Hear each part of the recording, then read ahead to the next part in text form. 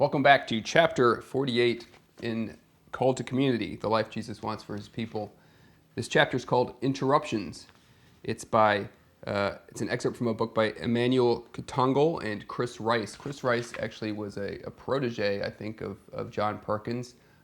Lived in a small community called Harambe in Pasadena years ago, and I think now does mission in the inner city. I'm not exactly sure where, but he's a good friend of the Bruderhof, and it was a delight to read this chapter. Yeah, good stuff. He starts with an anecdote about a conference on world evangelization that he was at in Thailand, where a series of reports were meant to be given at the end of the conference, 5-minute reports, and everybody got up and reported on the future of Christian mission or whatever topic they were meant to report on. And his group decided to do something different, and instead of just giving a report, they decided that all the members of the focus group would wash one another's feet. And they use this as an example of the way the gospel interrupts life, and how in community we need interruption. We cannot exist by simply having 5-year plans and knowing or thinking we know what the future is.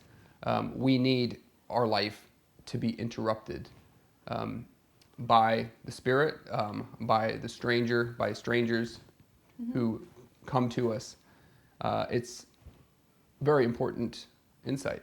Yes, and actually to have the humility to know that we need that and to not see it as something that's negative, but a positive. It's hard, though, to not see interruption as negative, right? No one likes being interrupted when they're talking.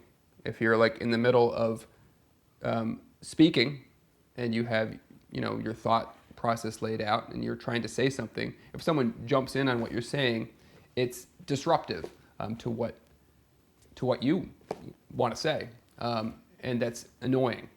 And it's the same in community life when we're interrupted in our routines, in our what we have planned. It can be very annoying. Yeah, but if you're not open to interruptions, there's much more of a danger of stagnation and staleness, because you kind of know how you're getting from point A to point B, and there's no surprise, there's no freshness, as the authors of this chapter point out. That's what brings freshness and life to the church. It's interruptions, and they use that example from the Bible, from when Jesus was in Luke chapter 7, where Jesus was reclining at table with one of the Pharisees, and obviously the Pharisees were a group of people that were the academics of their time, so they must have been having a pretty intense conversation. And then the woman that interrupted them was a sinner, was somebody who lived a lifestyle that was at odds to what the Pharisees were trying to do. And she washed Jesus' feet and anointed them with perfume and oil and wept over them. So I can't imagine what that must have caused to stir the absolute disruption of social order there, that Jesus then embraced and used as an example to the Pharisees. So that was cool. Yeah, and this is what's central to that story, right, is that this woman was weeping over her sins. Right. And Jesus used that opportunity to show how forgiveness of sin is really the most important thing. And forgiveness of sin is something that's extremely personal, and it's not theoretical. And it's when we can meet people with their burdens and help them to realize, God does forgive you if you turn from wickedness and, try to live according to Jesus' teachings. That's the central message of the gospel. The gospel begins with the call to repent and to change. Yeah. And I think that's what Jesus did. We can have these wonderful meetings where we, have Bible studies and we talk about, all our insights and what the original Greek means, and get sort of wrapped up in that and maybe fall in love with the sound of our own voices.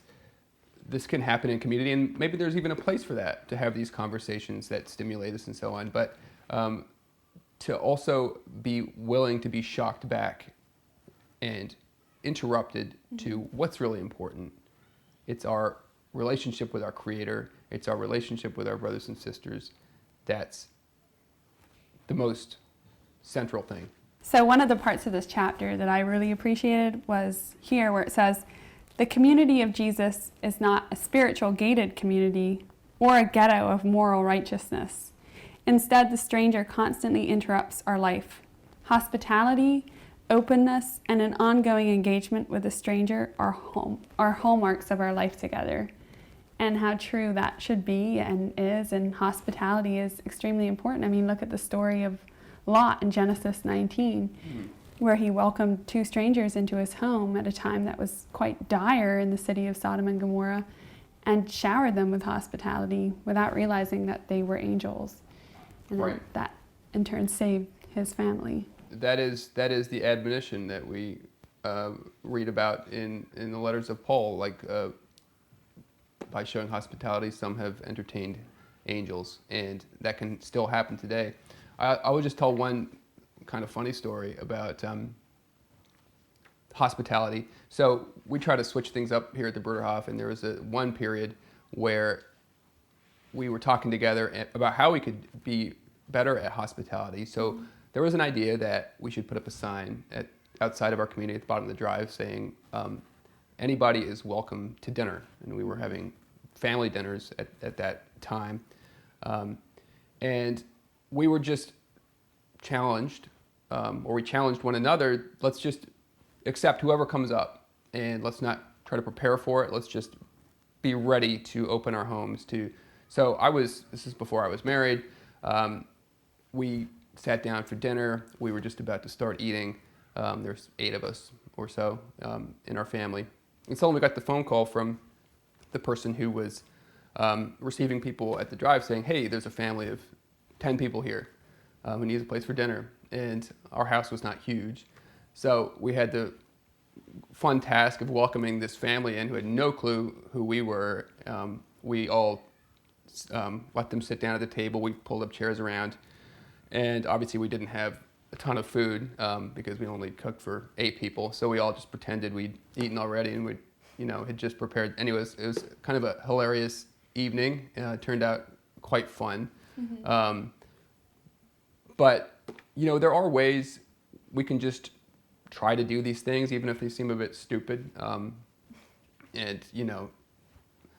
But it's kind of a fun disruption to see what are the ways we can break up things that we think are important and challenge each other to, go beyond our comfort zone and be there for others. Right, and I think it's embracing the action of the gospel, or what the gospel calls us to, just in the practical details, the hands and feet of that. Yeah. As Chris Rice and Emmanuel point out, this interruption helps us to remember that our life together is always about the very concrete and mundane realities of service.